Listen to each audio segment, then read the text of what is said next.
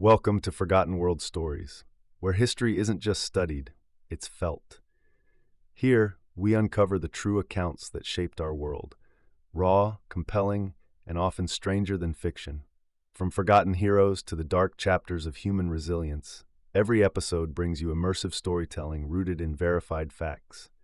Subscribe and journey with us through the past to better understand the present. A Knock at the Embassy Gate, the true story of Alexander Dolgun. It was a brisk December night in Moscow, 1948. A young man steps out for lunch from the U.S. Embassy and vanishes. His name is Alexander Dolgun, an American citizen. For years, no one in the West hears from him again. Was he kidnapped? Killed? The truth, when it finally surfaces, is even more surreal. Dolgun was swallowed by Stalin's gulag system and somehow lived to tell the tale. In the dark aftermath of World War II, as the Iron Curtain clamped down over Eastern Europe and paranoia rippled through Soviet institutions, the line between guilt and innocence blurred into irrelevance. For Alexander Dolgun, a young American living in Moscow, that line vanished entirely. Dolgun's family had arrived in the Soviet Union in the 1930s, swept up in a wave of idealistic American workers, lured by promises of jobs and equality during the Great Depression. The Dolguns, like hundreds of others, believed they were trading the desperation of capitalism for the utopia of socialism. They found something very different. Stalin's purges were just beginning when they arrived, and soon, many of the American émigrés who had crossed the Atlantic in hope disappeared into the Soviet penal system, swallowed whole by the bureaucracy of terror. Somehow, Dolgun's family survived. By the late 1940s, Alexander had grown into a smart, confident young man. He spoke fluent Russian and perfect English. He dressed with understated neatness, worked diligently as a clerk at the U.S. Embassy, and led what seemed a stable, if limited, life in Moscow's foreign enclave. With an American passport and a job at the diplomatic mission, he believed he had a measure of protection. It was an illusion. On a cold December morning in 1948, Dolgun was called out of his office for what he thought was a routine errand. A man claiming to be from the Foreign Ministry arrived and asked him to step outside to clarify some paperwork. He obliged, unaware that he was being lured into a trap. Moments later, Dolgun was pushed into a waiting car. He was not told where he was going. He was not told what he was being charged with. The doors locked behind him. It would be years before he saw the outside world again. His destination was Lubyanka, the infamous prison and headquarters of the Ministry of State Security, MGB, later known as the KGB. Lubyanka was more than a building, it was a symbol of fear. For those inside, it was a chamber of psychological erosion, a place where the state extracted obedience through agony. In Lubyanka's cold stone corridors, Dolgun was stripped of his clothes, identity, and any pretense of rights. His captors informed him that he had been accused of espionage, though they offered no evidence, no explanation, and no recourse. They didn't need any. In Stalin's Soviet Union, suspicion was sufficient grounds for ruin. His interrogator was Colonel Semyon Borisovich, a man infamous within the prison system for his cruelty masked in civility. Borisovich did not scream or rant. He used his voice like a scalpel, measured, clinical, terrifying. His preferred methods were slow and methodical. Sleep deprivation that blurred the line between dream and delusion, beatings designed not to kill, but to degrade, questions repeated for hours until they lost all meaning. The goal was not to uncover the truth, but to break the will. Dolgun resisted. He refused to sign the false confession they dangled in front of him. Every time he said no, the pressure increased. Yet he clung to his innocence with a stubborn defiance that surprised even his interrogators. His American citizenship gave him no protection. If anything, it made him more dangerous in their eyes. An agent of the West, a symbol of subversion, a tool of capitalist sabotage. The longer he resisted, the longer he stayed in Lubyanka. Weeks turned to months. Time lost meaning. The lights in his cell never turned off. His body withered, but his mind endured. Each moment became a battle between survival and surrender. He had entered the Soviet system an innocent man. Now he was learning that innocence offered no protection from a regime that manufactured guilt at will. And yet, remarkably, Dolgun held on, not because he thought it would save him, but because surrender would mean losing the one thing the system couldn't take without permission: his sense of self. After enduring the harrowing depths of Lubyanka prison, where interrogators tried to crush his spirit with unrelenting psychological and physical torment, Alexander Dolgun was transferred to an even more feared facility, Sukhanovka. Officially known as the Sukhanovo Special Regime Prison, it had earned the chilling nickname, the Kremlin's special dacha of death. Nestled in a repurposed monastery outside Moscow, Sukhanovka was reserved for special cases: political prisoners, military officers, and those the Soviet regime deemed too dangerous or symbolic to be left in regular camps. The facility was notorious not just for its inaccessibility, but for its refined methods of torture designed to unravel the minds of even the strongest men. Here, Dolgun faced a new level of brutality. Prisoners were isolated for weeks, sometimes months, in total darkness or under blinding lights. Guards monitored their every move in absolute silence, speaking only to issue orders or threats. Food was scarce and deliberately unpalatable. Physical beatings were interspersed with intense psychological manipulation. Guards would tell inmates their families had disowned them, that the outside world had forgotten them, that resistance was pointless. Many inmates, including hardened Soviet generals and lifelong party members, broke down under these conditions. Some went mad, others chose suicide. Yet Dolgun remained unbroken. His tormentors continued to demand a confession, any confession, that he had been a spy for the United States, but he refused. Signing such a document would have legitimized the farce. More than that, it would have severed his last connection to truth and dignity. Despite the pain, despite the hallucinations brought on by sleep deprivation and hunger, he clung to his innocence like a lifeline.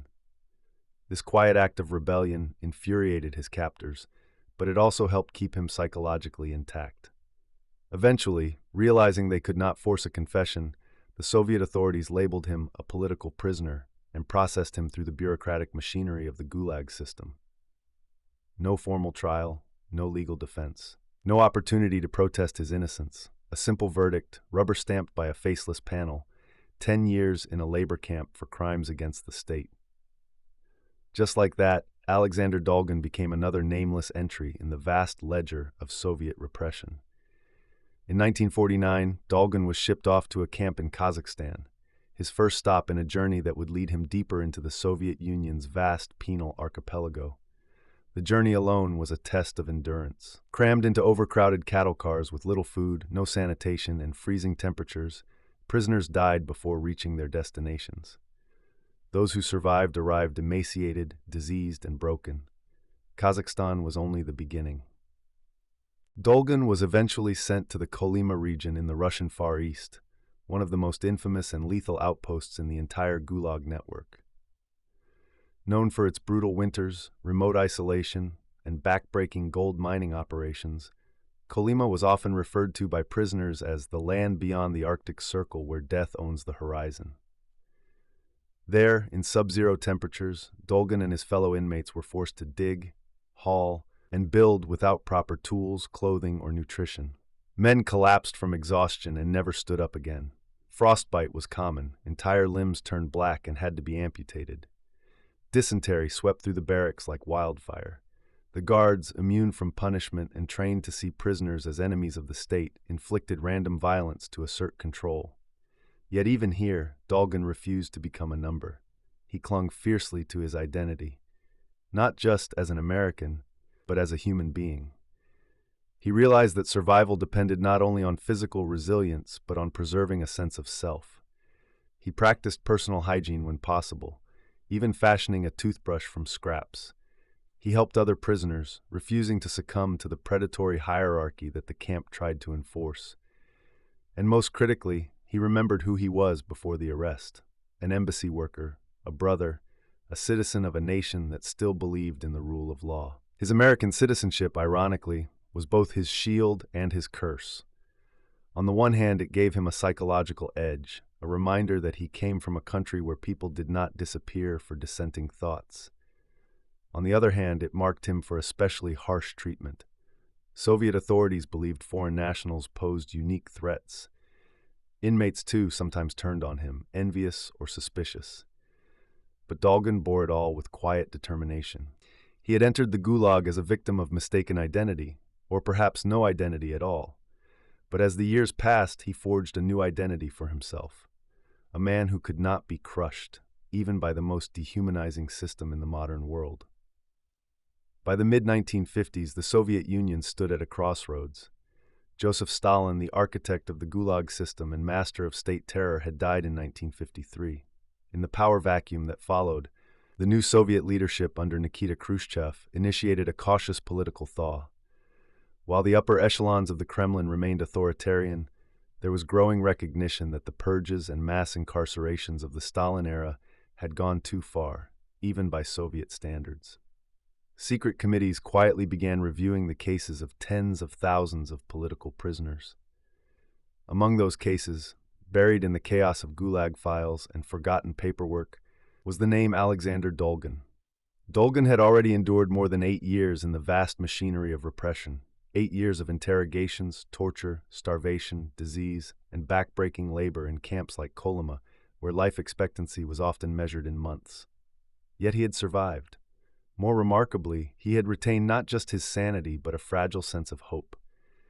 Part of that hope rested on a single thread: his U.S. citizenship. Unbeknownst to him, his sister, who still lived in Moscow, had never given up on finding him. From the moment of his disappearance in 1948, she had pleaded with the American embassy, filed inquiries, and whispered his name through unofficial channels, always risking her own safety in a country where guilt was often inherited by association. For years, there had been no response, no acknowledgement, nothing but silence. The U.S. government, constrained by Cold War politics and denied access to information, could do little more than speculate. But after Stalin's death, the tone of internal Soviet diplomacy shifted just enough to allow cracks in the wall. In 1956, amid Khrushchev's de-Stalinization campaign, a quiet bureaucratic reassessment of political prisoners was underway. Dolgun's file resurfaced.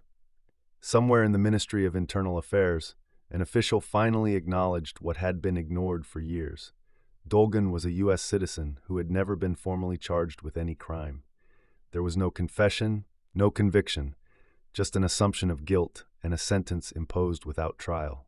The decision to release him was not publicized. There were no apologies, no explanations. He was simply informed one day that his sentence was complete. Just like that, after nearly a decade of systemic abuse, Alexander Dolgun was free to leave the labor camps. The return to civilian life was jarring. His body was ravaged, malnourished, scarred, aged far beyond his years. Yet mentally, Dolgun had never surrendered. And now, slowly, he began to rebuild. He remained in Moscow for some time, partially because he still lacked formal clearance to leave the country, and partially to regain his health. The American embassy, now aware of his existence thanks to mounting internal pressure and the persistent efforts of his sister, began to intervene behind the scenes. Diplomatic efforts, always delicate and complicated by Cold War tensions, eventually led to a breakthrough. In the late 1960s, the Soviets finally allowed him to emigrate. After more than 20 years in the USSR, 8 of them in prisons and camps, Alexander Dolgun was permitted to return home. Back in the United States, he found a country vastly changed. The civil rights movement had transformed the social landscape. Vietnam was tearing at the national conscience, but Dolgun had his own mission. He began the painful process of reliving his ordeal, not just to exorcise his own demons, but to bear witness for the millions who had no voice. He partnered with Canadian author and journalist Patrick Watson, and together they crafted his memoir, Alexander Dolgun's Story, An American in the Gulag, published in 1975. The book was more than a personal account. It was a searing indictment of a totalitarian regime. Dolgun wrote with unsparing honesty and vivid detail, refusing to romanticize his suffering. He recounted the faces, names, and moments that had defined his captivity, many of them lost to history. His story echoed the larger truths of Soviet repression, but also highlighted the extraordinary endurance of the individual spirit. Critics hailed the memoir as a landmark work. It stood alongside the writings of Alexander Solzhenitsyn and other Gulag survivors, but from a rare vantage point, that of an American ensnared in the Soviet nightmare. Dolgun's perspective was both alien and intimately human. His survival wasn't just a stroke of luck. It was an act of quiet defiance, sustained over nearly a decade of darkness. In the years that followed, Dolgun gave interviews, spoke at events, and continued to share his testimony. He never sought vengeance, only remembrance. He wanted the world to understand what could happen when a system of unchecked power meets a machinery of fear. He died in 1986 at the age of 59, his health permanently damaged by the years of abuse, but his voice indelibly preserved in the pages of his memoir. Alexander Dolgun's story did not end with his release. In many ways, the hardest part had only just begun. Surviving the Soviet gulag was an extraordinary feat, but surviving after it, while carrying the physical and psychological scars, required a different kind of endurance. Dolgun had returned to the United States, a man changed beyond recognition. Once a vibrant embassy worker, fluent in Russian and full of youthful ambition, he was now gaunt, chronically ill, and haunted by memories few could comprehend. His body bore the consequences of years of torture, starvation, and exposure. He suffered from internal damage, recurring infections, and ailments directly linked to the forced labor and medical neglect he had endured. These wounds never fully healed. Every breath he took back in America came at a price paid in Siberia. Yet what made Dolgun's post-Gulag life extraordinary was not only that he survived, but that he chose to speak. At a time when much of the Western world still misunderstood, or outright denied, the scale and cruelty of the Soviet prison system, Dolgun became a voice of moral clarity. He did not speak with bitterness or rage, but with conviction and precision. His detailed recollections, delivered with quiet authority, helped illuminate a system that the USSR had tried for decades to hide behind euphemisms and propaganda. The publication of Alexander Dolgun's story, An American in the Gulag in 1975, was a watershed moment. The memoir stood apart not just because of its unflinching detail, but because it came from an American citizen. That fact shattered any lingering illusions that only Soviet dissidents or enemies of the state were vulnerable to the Gulag. Dolgun had done nothing wrong. He had committed no crime, held no political views dangerous to the regime, and yet he was swept up, brutalized, and cast into the maw of the system. His story offered an undeniable indictment of totalitarianism and its disregard for truth, justice, and human dignity. Readers and critics alike were stunned by the clarity of Dolgun's voice. He described not just the horrors, the beatings, the interrogations, the deaths, but also the small, stubborn acts of humanity that had helped him endure. A shared crust of bread, a whispered word of encouragement, the decision to wash, to stand straight, to refuse to become an animal in the eyes of his captors. In telling these stories, Dolgun gave voice to countless others who never had the chance. But there was no fairy tale ending. Dolgun never fully escaped the Gulag, not really. The years of physical degradation and untreated illness had taken their toll. His health continued to decline throughout the 1970s and into the 1980s. He died in 1986, aged just 59. Officially, it was due to complications from heart and kidney problems. Unofficially, those close to him understood the truth. He was a man whose body had been broken by a system designed not merely to imprison, but to destroy. Still, Dolgun died having accomplished something few survivors of state violence ever do. He was heard. His memoir joined the growing body of literature that exposed the brutal reality of the Soviet labor camp system.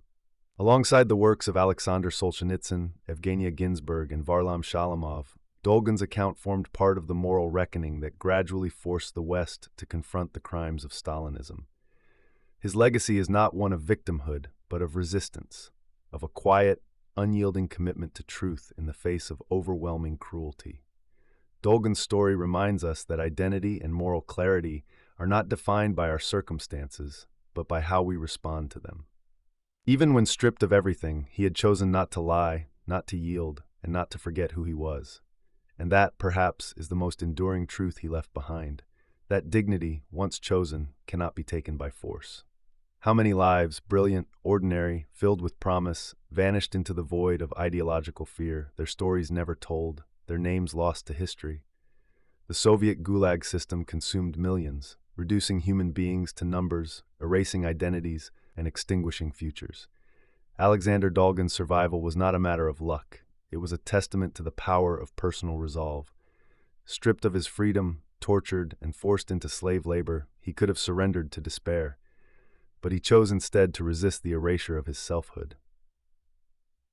He remembered who he was, held on to his values, and quietly defied the system's demand for submission.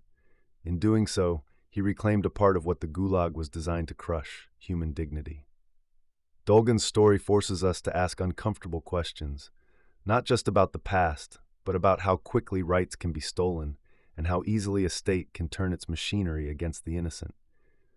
His voice echoes on behalf of those who never made it out, who were silenced forever. And in that echo is a call to remember, to speak, and to refuse complicity in the face of injustice. For history is not just what happened, it's what we choose to remember and why.